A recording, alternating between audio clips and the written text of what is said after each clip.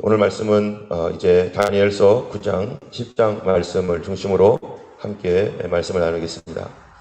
어제는 다니엘서 8장을 통해서 하나님께서 순양과 숫염소 환상이 무엇인지 가르쳐 주셨습니다. 또 7장에서는 내 생물을 통해서 사자, 또 곰, 표범, 무서운 짐승, 이 짐승을 통해서 인류 역사의 끝에까지 짐승의 제국, 짐승 제국과 같은 그 제국들을 보여주셨는데요.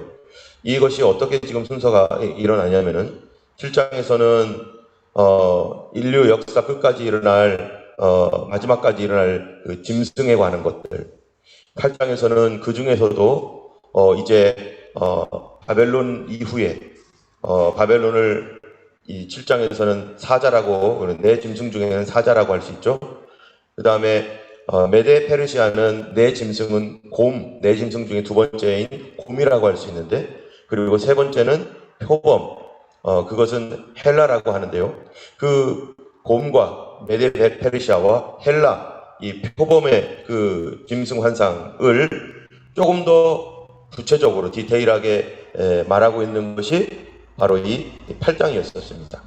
8장은 이 곰을 숫양처럼 순양으로 비유하고, 그 다음에 표범을 숫염소로 비유해서 이 둘이 서로 격돌을 하고 싸우고, 그래서 숫염소가 수양을 이기고 그 수염소에게 네 뿔이 있었다고 했죠.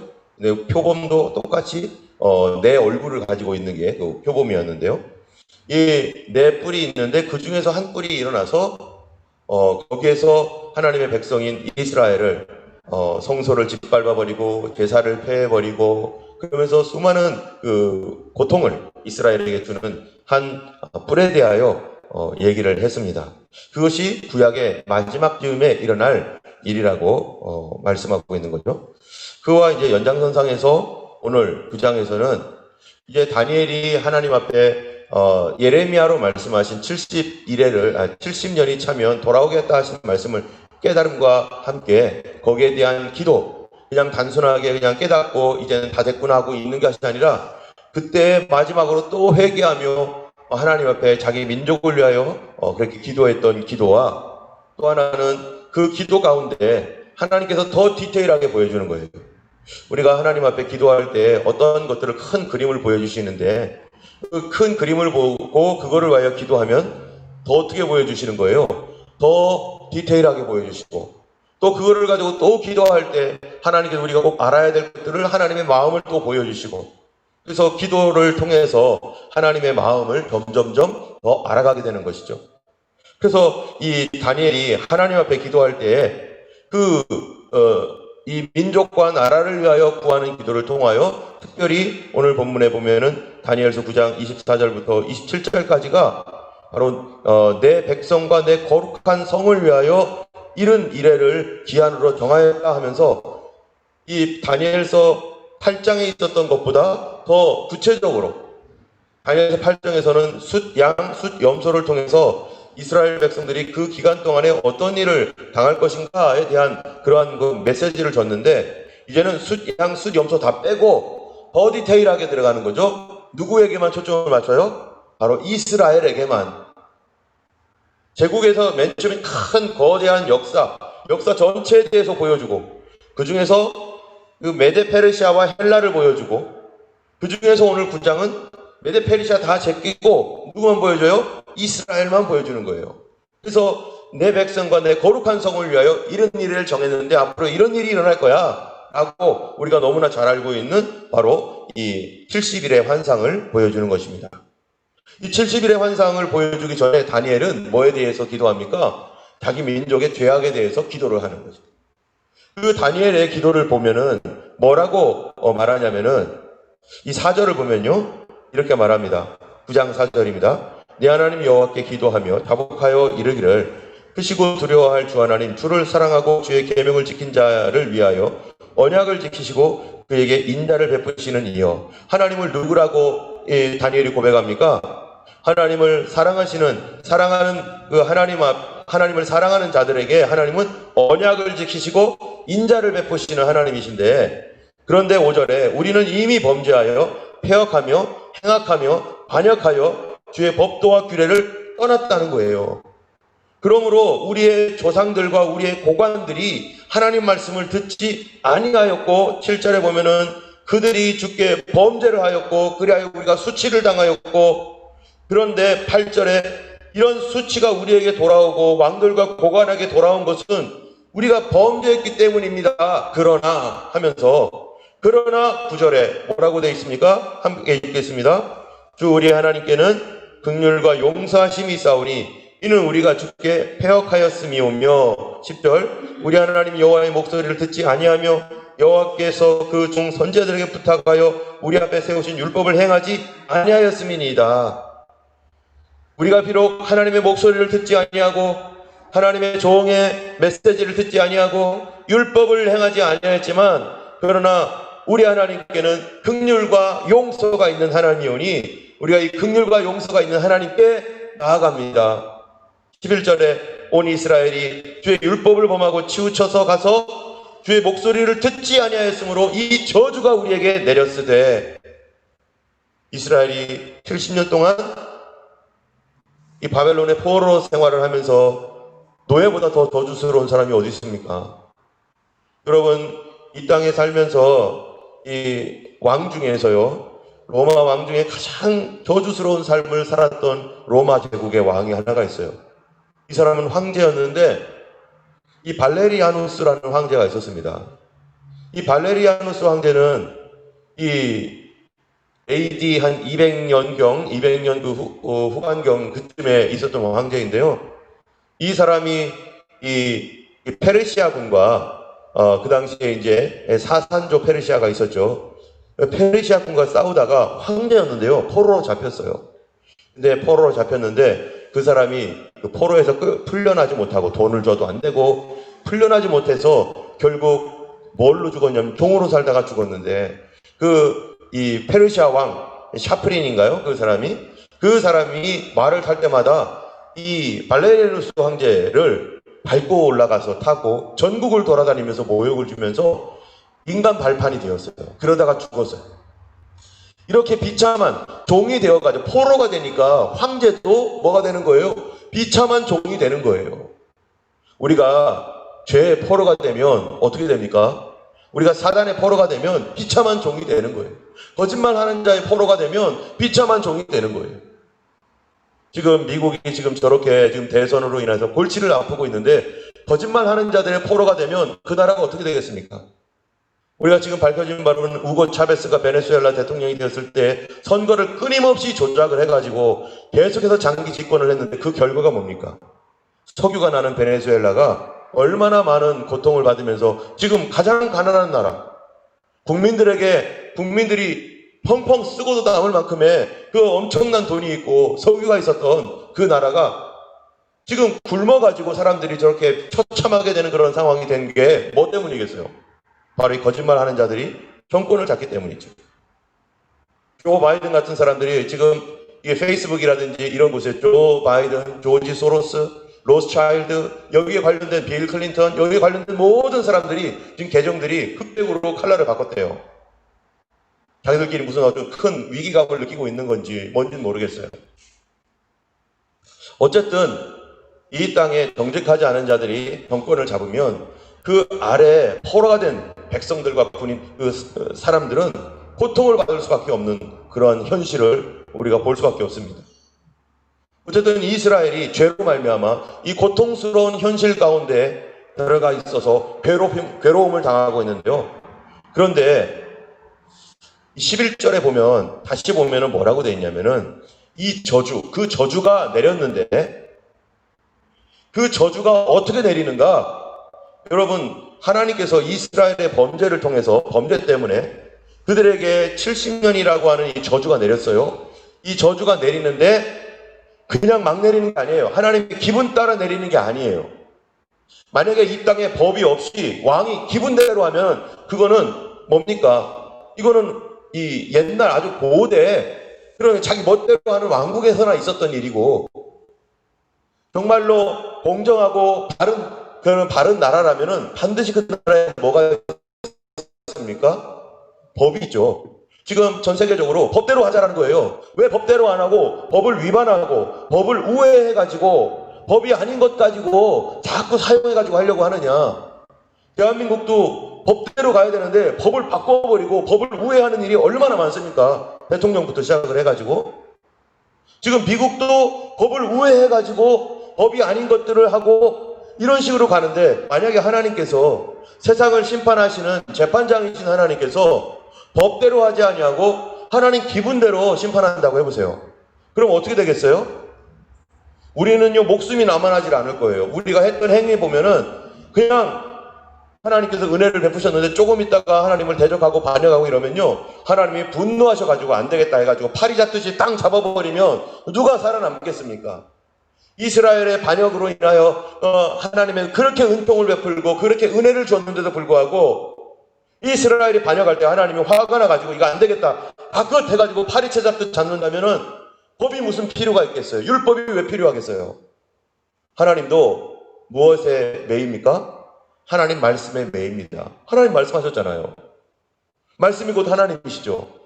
말씀을 깨뜨리지 않으시죠. 하나님은 무엇대로 합니까?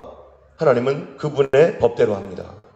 이미 법을 정해놓고 그 법대로 하세요. 어떻게 법을 정해놓고 하시는가? 여기 보면 11절에 보면요, 이 저주가 우리에게 내렸을 때 곧 하나님의 종 모세 율법에 기록된 맹세대로 되었사오니 이는 우리가 듣게 범죄하였음이니이다. 멋대로 됐다고요? 하나님께서 모세에게 준 율법대로 됐다는 얘기예요. 이게 언제 있었던 법이에요? 이게 지금 다니엘이 500년 BC 500년경인데 모세는 언제 사람입니까? 1400년 BC 1400년 1500년경 사람인데요. 1000년 전에 줬던 하나님의 법 바꿉니까? 안 바꿉니까? 안 바꾸고요. 그거 누가 지킵니까? 하나님이 지키신다는 거예요. 하나님은 이 땅에 어떠한 경우도 하나님의 분노대로, 하나님의 감정대로 하는 게 아니라 하나님의 법대로. 그렇기 때문에 안정적인 겁니다. 이 세상이 대통령이 지맘대로 법도 바꾸고 막 이러면서 자기 이럴 땐 이렇게 적용하고 저럴 땐 저렇게 하고 이럴 땐 이렇게 하고 법과 원칙도 없이 막 이런다고 해보세요. 그 나라가 불안해서 어떻게 삽니까? 그 백성들이 어떻게 살아요? 그런데 법이 안정적으로 지켜지면 누가 어떤 임금이 오건 어떤 대통령이 되건 거기에 이미 있는 대로 법대로 가면은 그게 법대로 될 때 그게 뭐예요? 공평과 정의가 아니겠어요? 내 입맛에 맞게 만든 게 아니라 이미 만들어져 있는 것대로, 오래전에 만들어져 있었던 그 법대로 되어 있는데, 그래서 그 법대로 지켜지는 나라가 바로 공정한 사회고 정의로운 사회고 바른 사회인 것이죠. 하나님은 철저히 법대로 하시는 거죠. 그 하나님의 법에는 율법이라는 게 있습니다. 그런데 그 하나님의 법에는 또 어떤 법이 있습니까? 은혜와 긍휼의 법이 있는, 복음의 법이 있는 거예요. 그래서 어떤 사람은 심지어 말하기를 구약은 율법이고 신약은 새로운 율법이다 이렇게 말해요. 새로운 율법이 뭐겠어요? 복음이죠. 복음의 법은 무엇입니까? 율법은 범죄하면 어떻게 되는 거예요? 거기에 상응한 대가를 치르는 것, 그것이 율법인데, 복음의 법은요, 예수 그리스도의 피로 말미암아 어떤 죄인이건 간에 그리스도께 나오면 그가 용서해 주시고 하나님 백성 삼아 주셔서 이전 것은 다 지나갔으니 보라 새 것이 되었도다, 새롭게 하시는 법, 그게 바로 복음인 것입니다. 주님은 무엇대로 하신다고요? 말씀대로 하시는 분. 우리에게 그분이 약속하신 대로 하시는 분. 그렇기 때문에 우리가 안정감을 누리고 안정적인 것이죠. 때문에 우리의 구원은 바로 하나님의 말씀대로 되어 있는 거고, 우리가 불안하고 초조하고 어려울 때, 내가 범죄해서 어찌할 줄 모를 때, 그래서 이것 때문에 벌 받아야 될 것이라고 생각할 때 우리는 무엇을 봐야 됩니까? 과연 성경에서는 뭐라고 하고 있는가?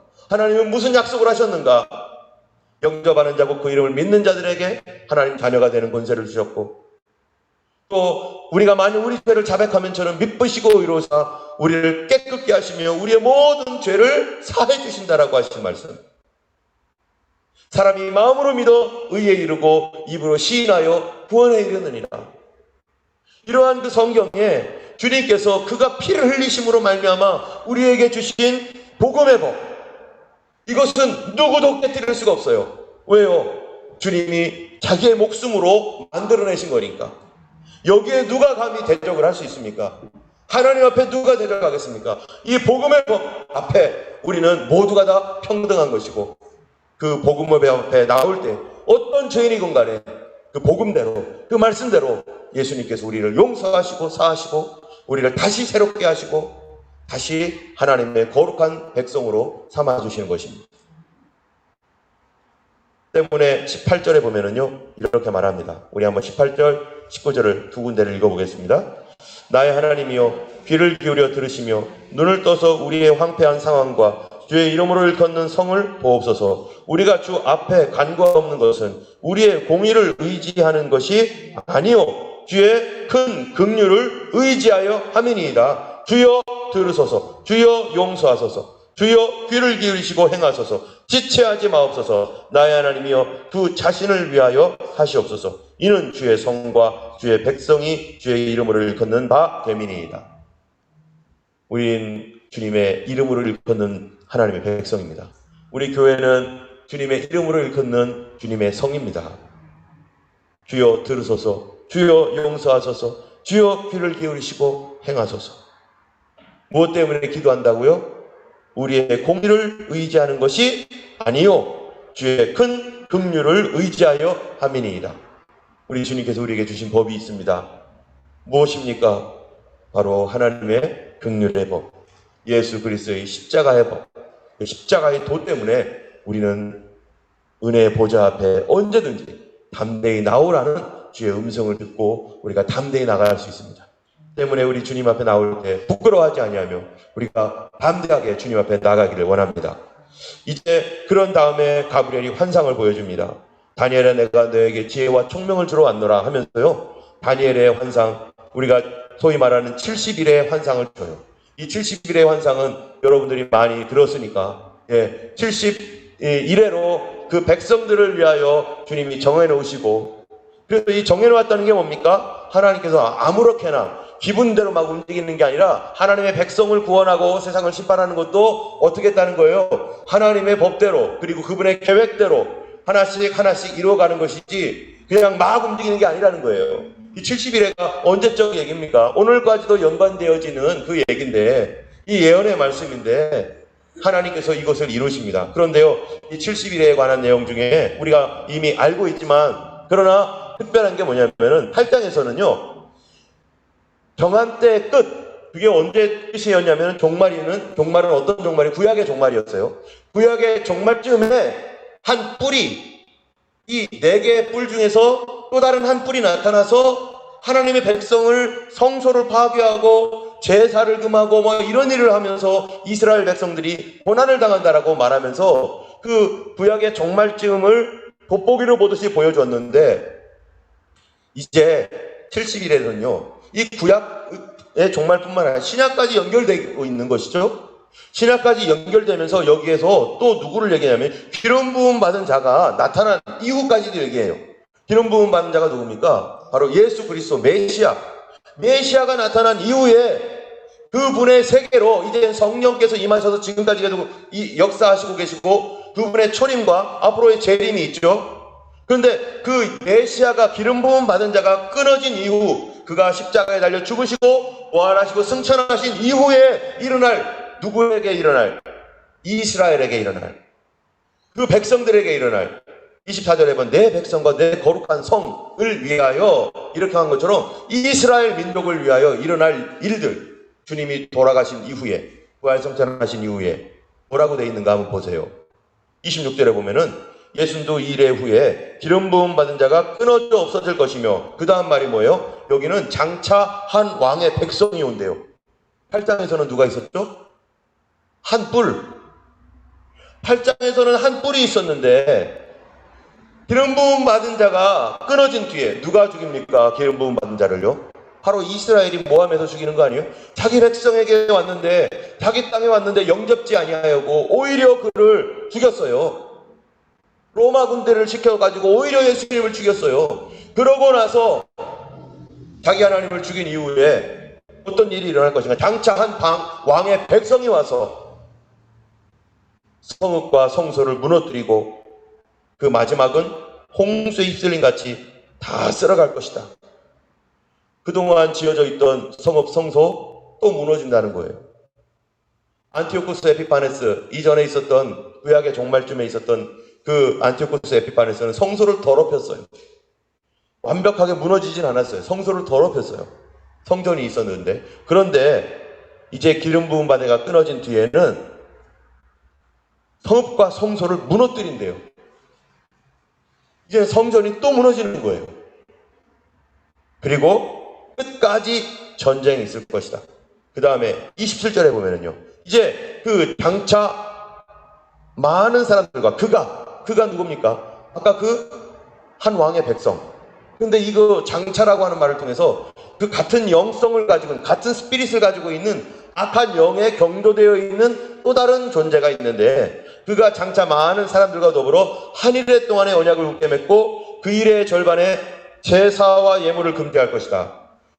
여기 보면은 똑같은 얘기가 또 나와요. 아니 아까 그 한 왕의 백성이 와서 성읍과 성소를 무너뜨렸는데 27절에 보면 또 장차 한 일해 동안 언약을 베풀고 일의 절반의 제사와 예물을 금지한다는 게 뭐겠어요? 그러면 또 뭐가 있는 거예요? 또 성전이 세워진 거죠. 우리는 그래서 이거를 제3성전이라고 하는 거예요. 또 이스라엘에 제사가 생기는 거죠. 아니 기름 부음 받은 자가 왔는데도 뭐가 생겨요? 이스라엘은 제사를 한다는 거예요. 여러분 제3성전에서 제사를 하게 되면 그게 무슨 일입니까? 우리가 환영해야 될 일입니까? 아니죠. 그 예수님의 십자가를 정면 반박하고 부정하는 일이잖아요. 그게 예수님께서 끝냈는데 근데 이스라엘은 이때까지도 뭐 하는 거예요? 예수님 영접하지 않은 거죠. 이스라엘 자체가 지금까지 예수님 영접하지 않고 있잖아요. 앞으로 제3성전이 세워질 겁니다. 그런데 그때 뭐 할 거예요? 거기서 제사 드릴 거예요. 그럴 때까지 이스라엘은 예수님 영접을 안 한다는 거예요. 그리고 그 일의 절반에 제사와 예물을 금지할 것이고 포악하여 가증한 것이 날개를 의지하여 설 것이고 정한 종말까지 진노가 황폐하는 자에게 쏟아지리라. 지금 또다시 성전이 세워지고 제사가 일어나고 그럴 때 한 왕의 백성이 와가지고 한 일해 동안 언약을 굳게 맺고 이런 일들이 또 마지막 때에 또 일어난다는 거예요. 그래서 우리가 지금 살고 있는 이 시대가 지금 이스라엘의 제3성전이 세워지겠다고 사내들인 공회에서 요청하고 러시아와 미국에게 허락해달라고 다 얘기 다 끝내고 지금 레디하고 있어 준비 다 하고 있잖아요. 그게 세계 종교를 위한 성전이 별 가능성이 대단히 높죠.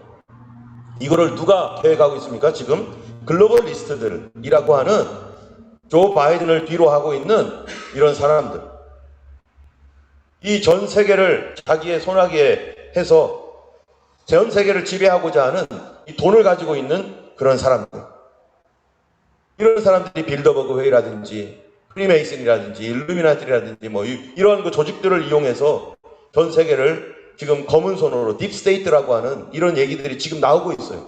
미국 뭡니까 뭐 기자회견이나 이런 데서 이제 드디어 이런 것들이 막 나오고 있어요. 딥스테이트가 있다라는 얘기가 막 나오고 있어요. 예전에는 음모론이다 뭐다 하면서 막 그게 아닐 수도 있어 하면서 이렇게 했지만 지금은 아예 그냥 드러내놓고 있어요. 정말 놀랍습니다. 어떻게 이런 얘기들이 미디어를 통해서 지금 나오고 있고 그들의 커넥션들이 막 계속 이게 지금 계속해서 드러나고 있는지 하나님께서 이거를 뭐 세상에 보여주고 있는 것 같아요. 이런 일들로 인해서 종말까지 진노가 황폐하는 자에게 쏟아지리라. 앞으로 지금 이게 드러나고 있지만 분명히 어떤 이후에 이것이 어떻게 뒤집어질지 몰라도 그들 딥스테이트에 관련된 사람들이 또다시 뭉쳐서 지금 뭐 어떻게 되고 있는지 모르지만 이들이 뭉쳐서 분명히 이 일을 안티크라이스트, 적그리스도와 더불어 그 일을 하려고 여전히 노력하고 있는 거죠. 그래서 지금 마치 전쟁과 같이 법으로 전쟁하고 있고요. 영적 전쟁과 같습니다. 지금 우리가 기도를 해야 될 것입니다. 성도들은 성경을 통해서 세상이 어떻게 돌아가는지를 지금 봐야 돼요. 10장에 보면은 그 얘기가 나오고 있는 그 비슷한 얘기들이 10장에는요 또 환상을 보는데 누굽니까? 이 이 다니엘이 뭔가를 깨달으려고 해가지고 하나님 앞에 엎드렸을 때 인자 같은 이가 와가지고 이 다니엘에게 메시지를 줍니다. 그리고 가브리엘이 또 와요. 근데 깨달으려고 무릎을 꿇었을 때 뭐라고 하냐면은 이 19절, 10장 19절을 보면요. 이렇게 말해요.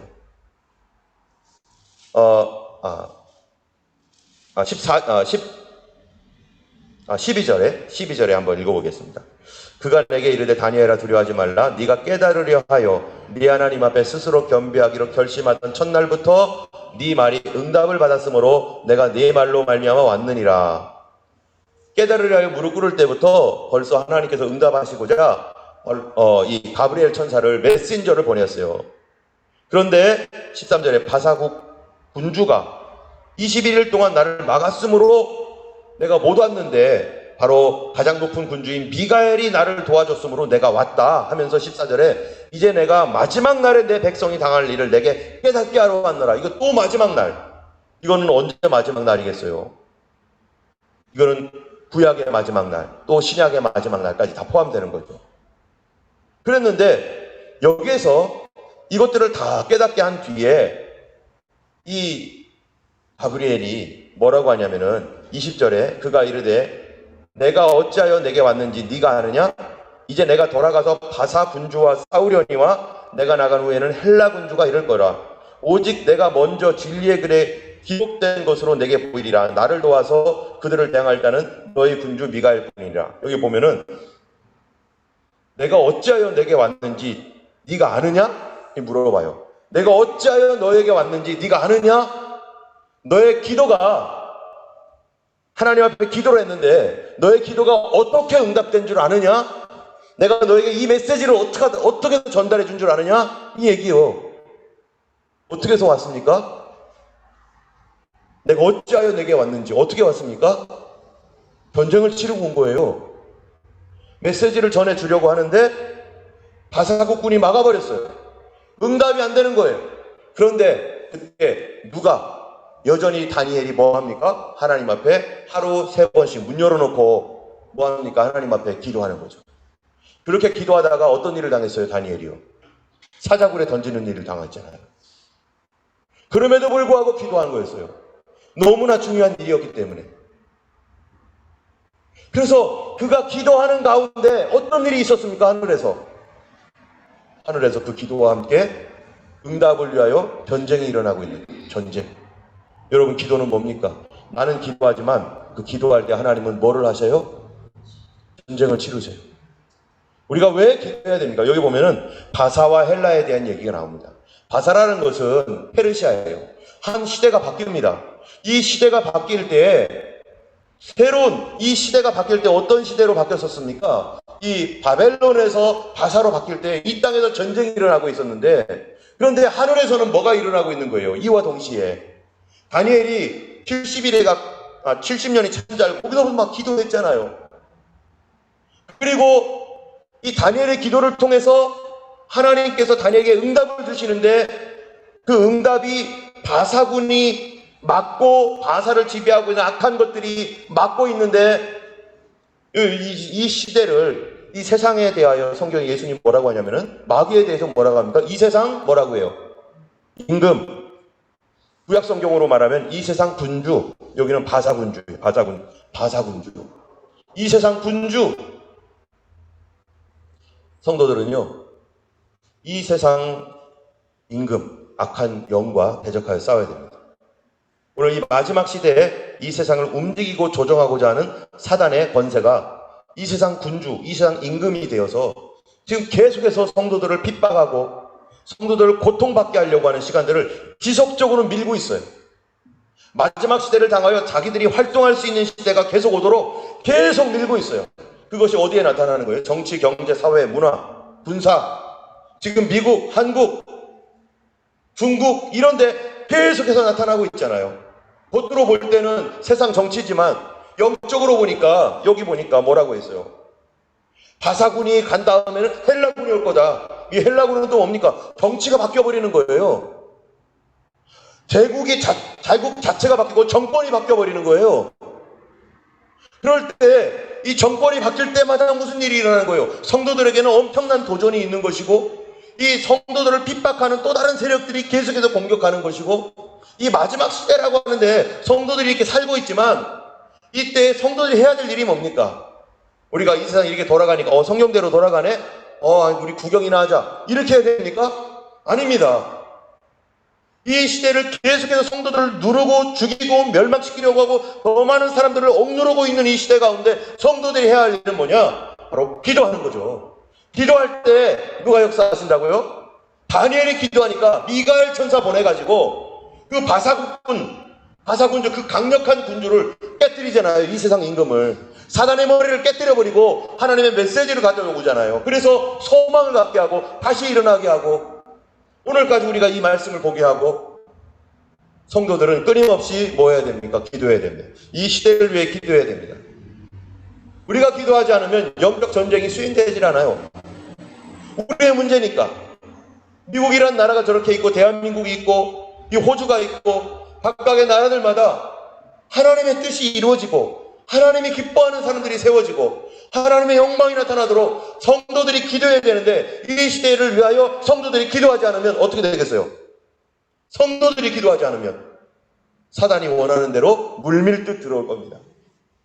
옛날에 우리나라 대한수도원이라든지 저기 휴전선 근처에 보면은 많은 기도원들이 있었어요. 왜 거기까지 가서 기도했습니까? 우리가 왜 그 휴전선 앞에까지 가가지고 기도원 세워놓고 왜 기도했습니까? 그거를 뭐라고 해? 구국기도원이라고 하잖아요. 구국기도원.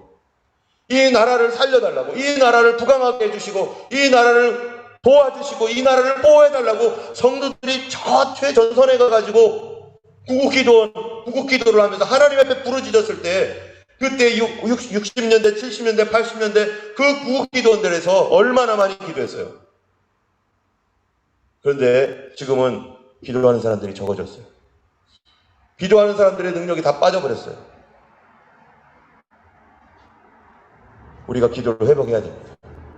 나라를 위하여 기도하고. 어떤 나라? 나라 자체를 위한 나라입니까? 아닙니다. 하나님 앞에 올바른 나라, 거짓이 지배하지 않고 하나님의 말씀을 사랑하고 백성들을 사랑하는 임금이 왕이 되어서, 그래서 디모데전서에 보면은 이 땅의 통치자들을 위해 기도하라. 정사와 권세 잡은 자를 위하여 기도를 해야 될 겁니다. 정치, 경제, 사회, 문화를 잡고 있는 사람들을 위하여 그들이 하나님 앞에 하나님을 경외하는 사람들이 그 포지션에 가도록 기도해야 될 거예요. 그렇지 않으면 거짓말하는 자들이 이 땅을 잡고 있는 한 이 땅에는 소망이 별로 없는 것이죠. 백성들은 고통을 받고 백성들은 계속해서 괴로움 당하면서 성도들은 교회가 문을 닫고 영적으로는 더 어두워질 수밖에 없는 것이고, 거기에 누가 합세합니까? 거짓 선지자들, 거짓 성도들, 예수 그리스도를 구주로 고백하지 않고 적당하게 윤리적인 종교로 만들어버리는 그러한 거짓말하는 자들이 거기에 합세해서 교회를 무너뜨리는 것이죠. 깨어있는 성도들에게 뭐라고 말합니까? 어떻게 깨어있으라고 해요? 기도로 깨어있으라. 감사로 깨어있으라. 우리는 이 호주에 있지만 여기에서 영적 전쟁을 수행해야 됩니다. 어떻게 해요? 기도함으로.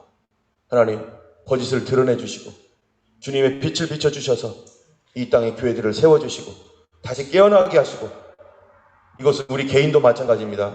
우리 가정에 어려운 일이 있을 때 어떻게 해야 됩니까? 기도해야 돼요.